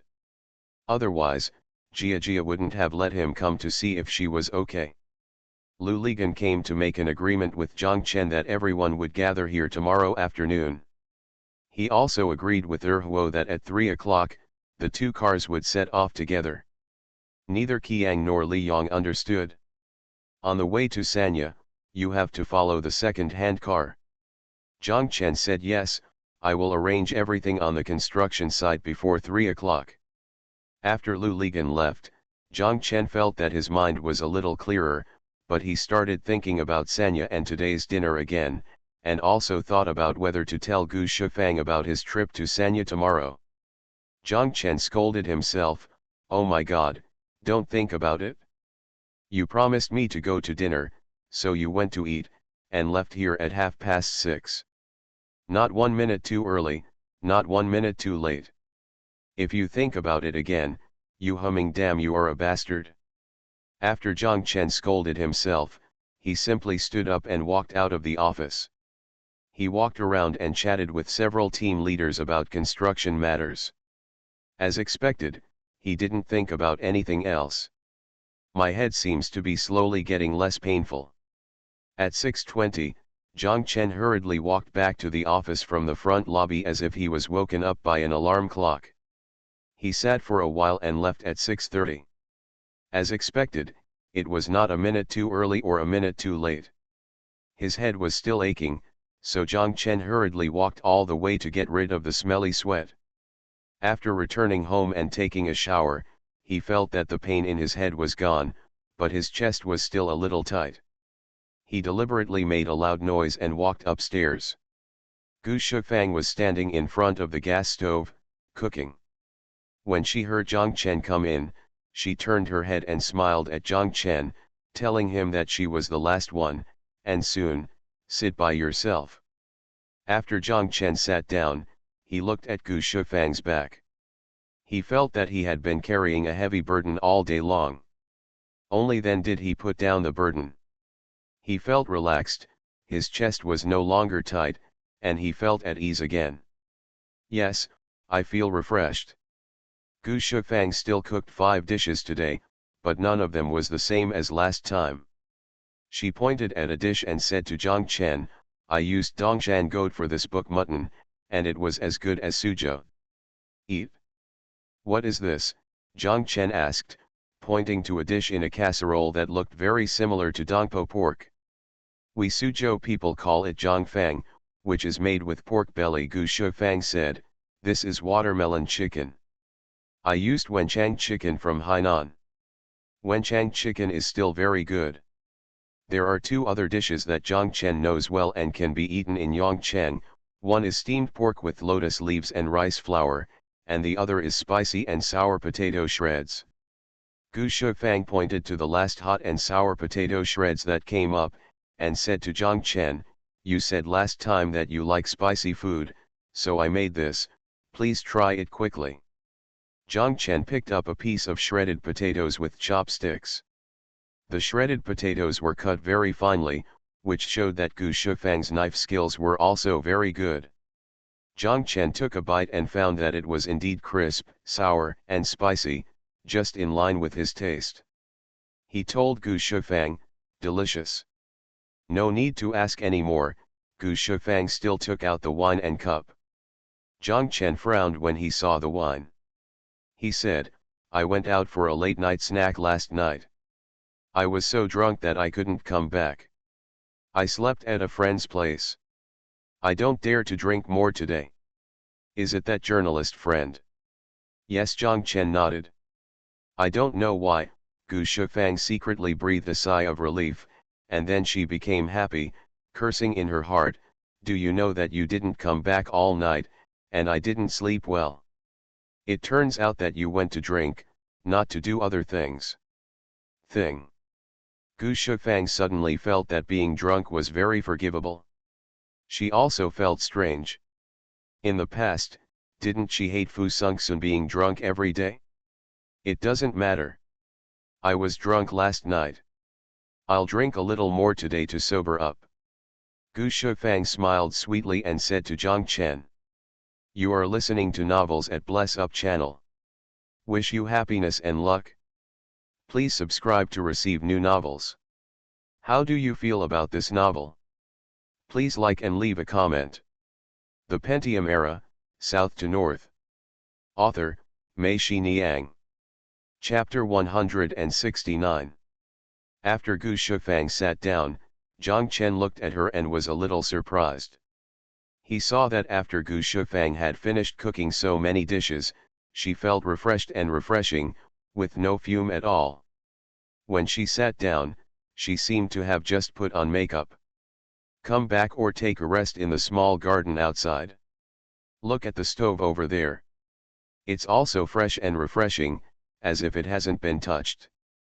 Zhang Chen thought to himself that if he was allowed to cook a meal, although the kitchen would not look like a battlefield, after finishing cooking, he would definitely be so smoked by the oil that he would not even have the appetite to sit down and eat right away, let alone look like Gu Shufang. Like this is better than strolling in the courtyard. In the past, in the theater troupe, even though every household only cooked one or two simple dishes at mealtime, the corridor was full of smoke and the clanging of knives, axes, pots and shovels. It would not be an exaggeration to say that it was a battlefield. When Zhang Chen came last time, Gu Shufang had already prepared all the dishes. This time, he witnessed the end with his own eyes, so he felt this way. Gu Shufang saw Zhang Chen looking at her with a complicated expression and asked, what are you looking at?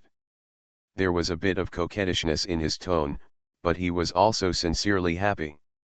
He was happy that Zhang Chen arrived early today and didn't keep him waiting any longer.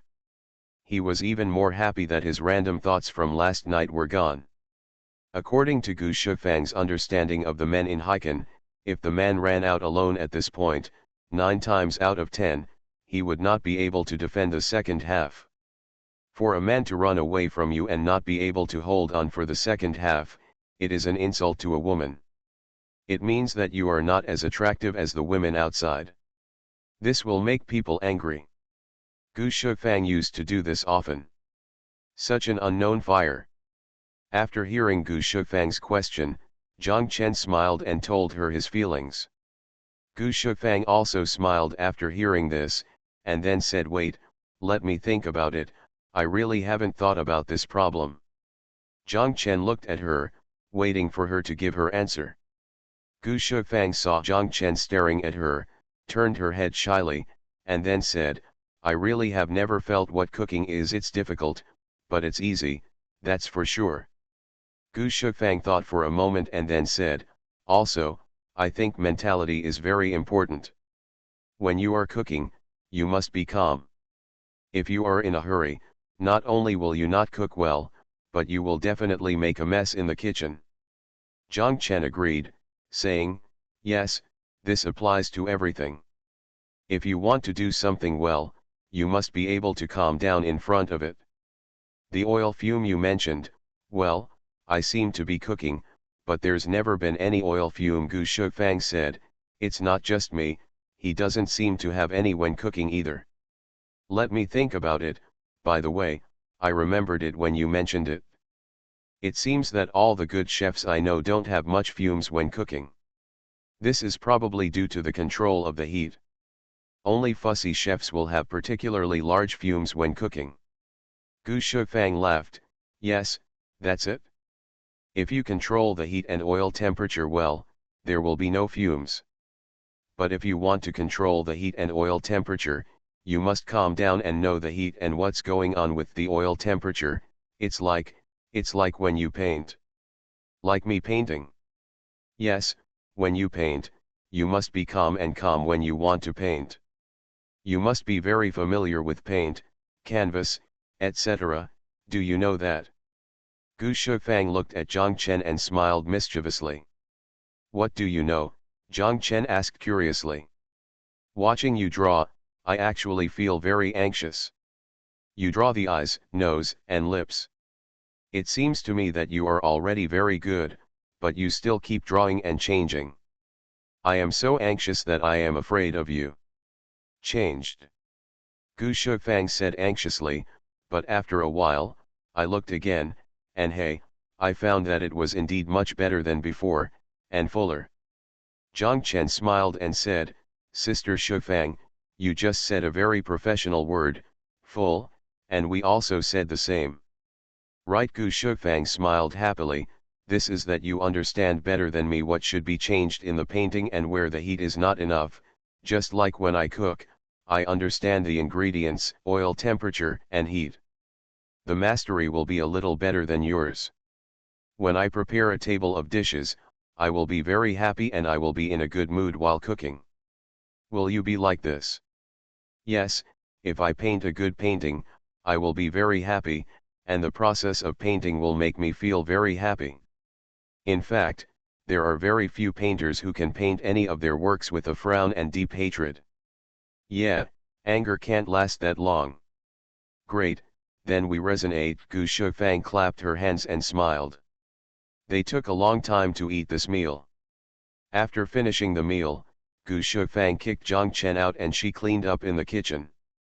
Zhang Chen went to the living room, cleaned the palette, put paint on it again, and looked at the parts he had completed yesterday. If he was not satisfied with anything, he started painting with his own hands. Zhang Chen drew for a while, but Gu Shufang hadn't come yet. Zhang Chen felt a little strange. He took 2 steps back to the door, turned around and saw that the light in the kitchen was dark. Then he looked at Gu Shufang's room next door. The light was on. Shufang didn't know when she had already returned to her room. After a while, Gu Shufang came.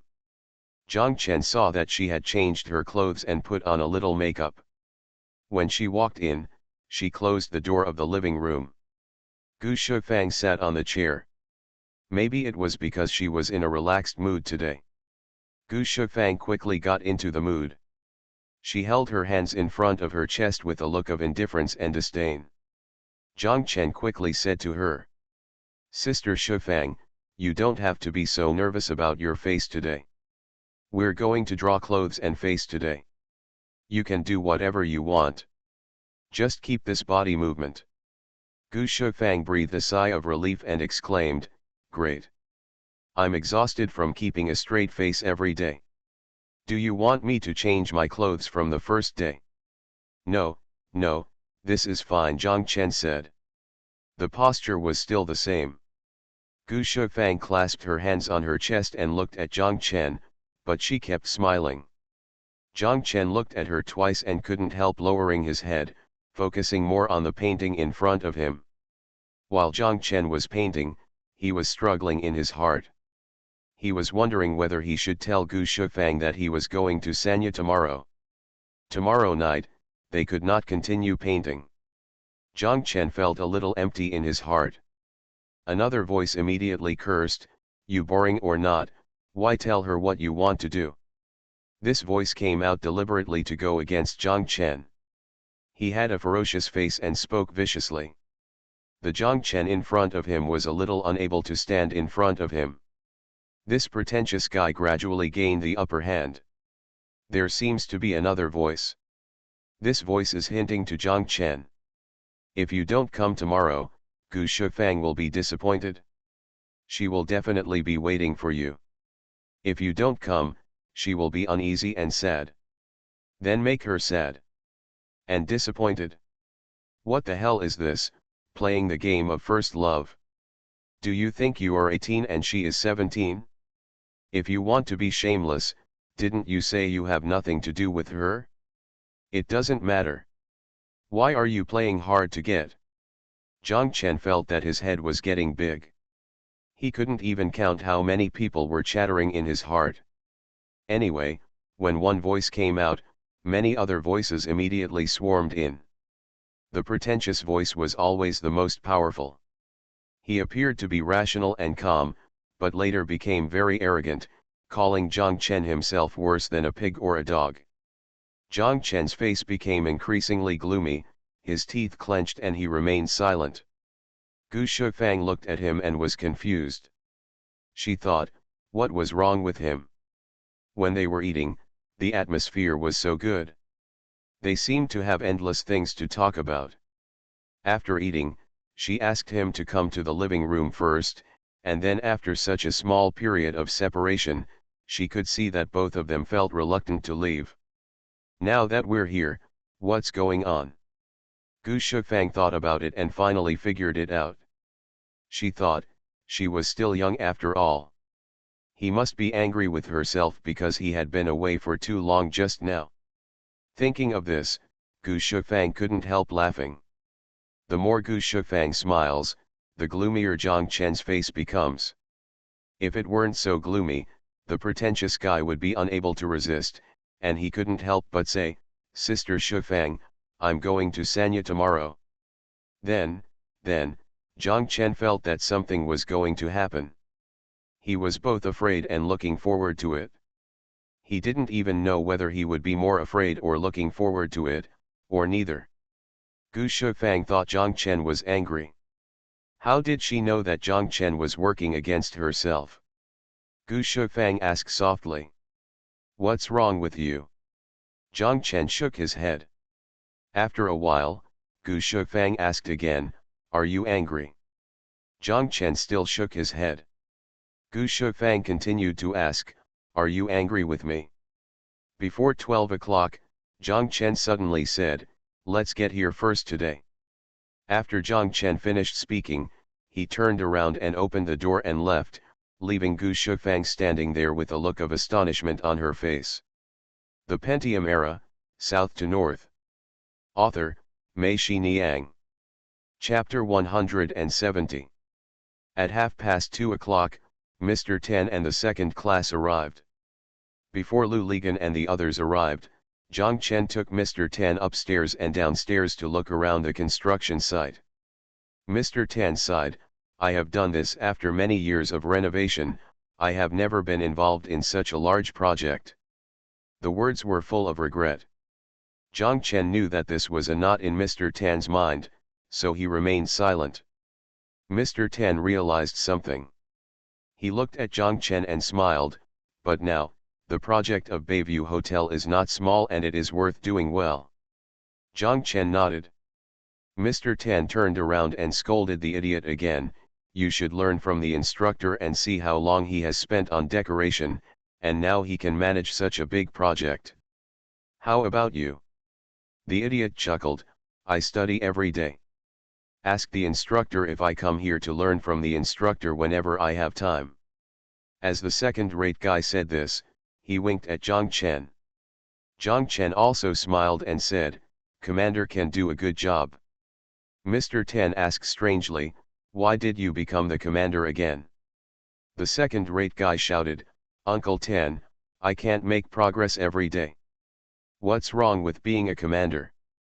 Mr. Tan scolded, "Don't be so harsh. If you come to Sanya and don't care about shit, you will only care about shit. You see, I won't treat you." I know, my dick is broken, Uncle Tan, you underestimate me. Don't you think I'd like those products from Sanya? Otherwise, Mr. Xia will ask us to send them urgently." Mr. Tan stretched out his hand and the idiot lowered his head and avoided it. If he was hit in the back of the head this time, it would definitely be serious. The three of them returned to the office. Lu Ligan and the others had already arrived. Zhang Chen quickly introduced Li Yong, Chen Qiang, Lu Yun, and Lin Yiyan to Mr. Tan. Mr. Tan looked at them and said with emotion, "They are all young and promising." As he said this, he looked at the second-rate guy, who quickly shouted, "I don't count, I don't count. If I don't, it's all in there. I'm a bad boy." The group of people laughed, and Mr. Tan was also amused by him. Everyone set off, the second-rate driver drove, Xiao Wu sat in the passenger seat, Zhang Chen and Mr. Tan sat in the back, Li Yong and Chen Qiang, both of whom had just obtained their driver's licenses, were very enthusiastic and rushed to drive. Finally, it was hammer and scissors. Bulletin, Chen Qiang won, he drove first, and their car followed the second cargo. Mr. Tan told the second-guessers, "Drive slower and don't throw them away." The second-rate guy explains it clearly. After getting on the road, the idiot realized how powerful these two novices were. He accelerated slightly and the car behind him disappeared immediately. He quickly slowed down, but in the rearview mirror, he saw their car rushing forward suddenly. Seeing that they were still more than 10 meters away, he showed no intention of slowing down. He was so frightened that he ran away and cursed. "Forced to raise, this Peking University guy has a grudge against me. Fortunately, there are very few cars along this road, so there is a lot of room for the second-rate car to maneuver. It's just a headache to worry about this tail. It's not that it doesn't follow closely or slowly, but that you have to swing it just right." After driving for more than an hour, Chen Qiang finally felt the temper of the car, and gradually drove steadily. The people in the car were already pale. Lin Yiyan kept shouting, "Dad, Dad, I will take my future baby, please, stay safe." The people in the car realized that Lin Yiyan was pregnant. Lu Ligan scolded, "Okay, let's set sail. We don't have the certificate yet. You are committing a foul and rushing away." Chen Qiang said nonchalantly, "What kind of certificate do I need? All the people who live illegally in the country have gone to Hainan Island, and we don't have some geographical advantages." Lin Yiyan also said, "We have already agreed that when the baby is 1 month old, we will go back to hold the wedding banquet." "I don't think so. It's better to wait until your babies grow up and then we can have dinner together. We can get rid of all 4 newcomers in one drink," Lu Yun said, and everyone laughed. Li Yong kept urging Chen Qiang, "Okay, it's my turn to do it." Lu Ligan and the other 3 quickly shouted, "No, this one has just adapted. Don't change the torture device." Chen Qiang said proudly, "Did you hear that? This is the voice of the masses." Li Yong shouted in frustration, and Chen Qiang said slowly, "Even if I want to change, there is no way to change. That commander won't stop. How can I stop? How can I catch up with them if he stops?" The second guy was in the front and had no intention of stopping. After driving for more than 2 hours, Mr. Tan asked him if he wanted to take a rest instead. The second guy said, "No, I have a strong fighting ability." Mr. Tan just let him go. Mr. Tan asked Zhang Chen, How are you and Mr. Fu getting along? It's pretty good, Zhang Chen said. Mr. Fu basically doesn't care about anything and trusts me very much.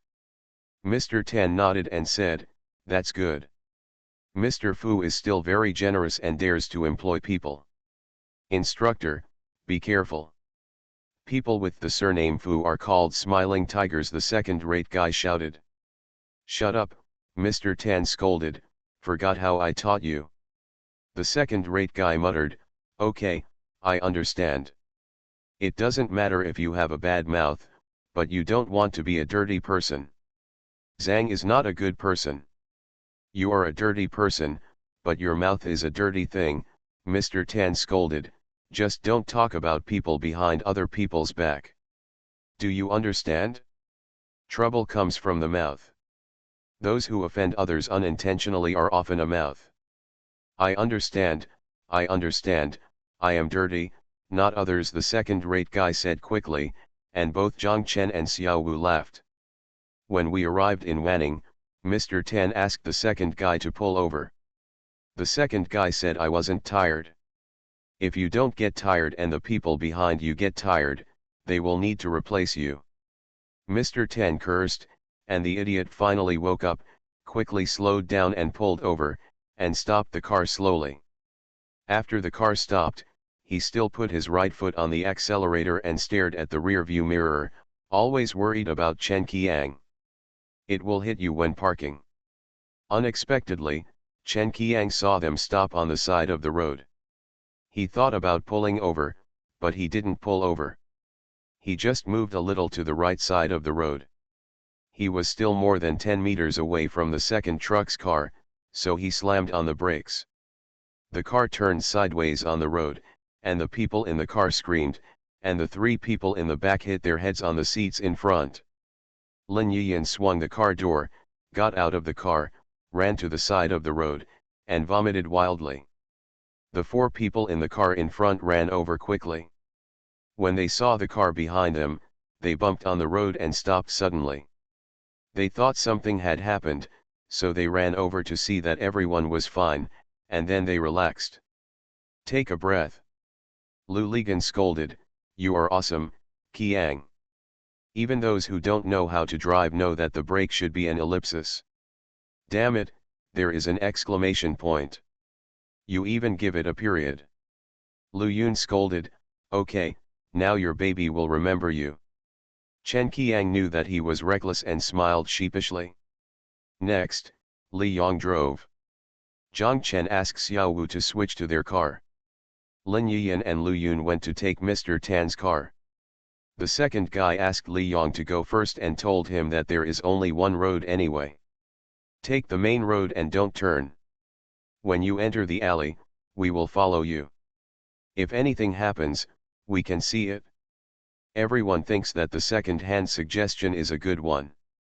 We kept going all the way, and it was already dark outside. We finally reached the Yulin base, and beyond that was the construction site of the Bayview Hotel. The second-rate guy yelled, you're forced to raise me, I can't hold it in any longer, and he turned to the left. I hit a direction and passed over. There is no branch road from here to the construction site. They can go to the construction site first and wait for them at the gate of the construction site. Mr. Tan did not stop the second guessing. The construction site was still working overtime at night and the lights were brightly lit. The second guy parked his car at the entrance of the construction site. Mr. Tan and the second guy said, wait for them here. Xiao Zhang and I went in to take a look. Lin Yiyan and Lu Yun also said they wanted to take a look, so they left the idiot outside alone. Mr. Tan took Zhang Chen and the 3 of them into the construction site and walked around. When he came out, he saw his car parked at the door. The second-hand man was standing next to the car, staring at the people passing by on the road. Vehicle. Why haven't they arrived yet? Mr. Tan was surprised and asked Huo, is it possible that they have passed by and you didn't see it? The second-rate guy shouted, it's such a big car, and it's not a mosquito. I can't see it if it goes by. Mr. Tan thought about it and it made sense. He looked at his watch and saw that more than half an hour had passed. From the time they passed the car to here, it was only 10 minutes drive at most. How could they not be there now? Mr. Ten can't tell if something will happen. Everyone, get in the car and we'll go back and take a look. The 5 people were about to get on the bus. Lu Yun had sharp eyes. She saw a person running towards this direction on the highway. Lu Yun shouted, "Xiao Wu, do you think that person is Xiao Wu?" Everyone took a closer look and found that it was Xiao Wu who was running over. Xiao Wu also saw them and ran to them, panting and saying that the car couldn't start. "I don't know why, but it just couldn't start." "Where?" Mr. Tan asked urgently. "Right at the gate of the People's Liberation Army." Mr. Tan knew that he was talking about the Yulin base. It was at least 5 or 6 kilometers from the Yulin base to here. It seemed that Xiao Wu ran from there to ask for help. 6 people couldn't fit in one car, so Mr. Tan and Zhang Chen said, "The 4 of you wait here while the second guy and I go over." Zhang Chen said yes. Mr. Tan got in the car and remembered something. He asked Lu Yun, "When did you fill up your car with gas?" Lu Yun said that the driver seemed to have refueled 3 or 4 days ago. "Didn't you join before you came here?" Lu Yun and Lin Yiyan shook their heads together, and Mr. Tan and the second-hand man laughed. Mr. Tan and the second-hand man said, "Go to the construction site quickly and find a bucket." Zhang Chen asked in confusion, "What's going on?" Forced, they drove the car until it ran out of gas. The second-rate scolded, and the others understood and laughed.